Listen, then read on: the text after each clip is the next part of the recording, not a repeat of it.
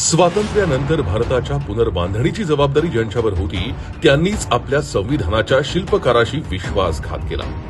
होय, आपण बोलत आहोत भारतरत्न डॉक्टर बाबासाहेब आंबेडकर यांच्याबद्दल आणि काँग्रेस, विशेषतः गांधी नेहरू घराण्याच्या त्या धोरणांबद्दल ज्या त्यांच्या विरोधात राबवल्या गेल्या.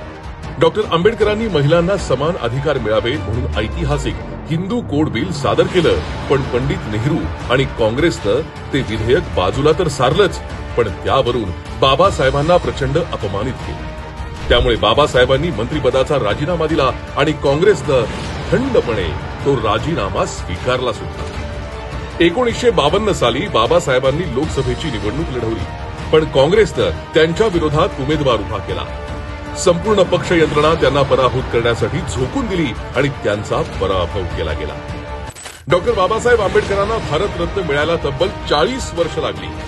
का? कारण काँग्रेसच्या सरकारला त्यांचं खरं योगदान मान्य नव्हतं. त्यांच्या विचारांचा स्वीकार करणं त्या नेत्यांना अशक्य वाटत होतं.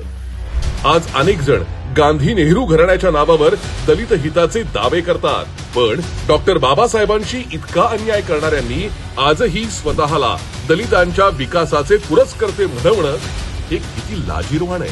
आज गरज आहे डॉक्टर आंबेडकरांचे विचार खऱ्या अर्थानं समजून घेण्याची आणि त्यांच्या कार्याचा अपमान करणाऱ्यांना उघडं पाडण्याची.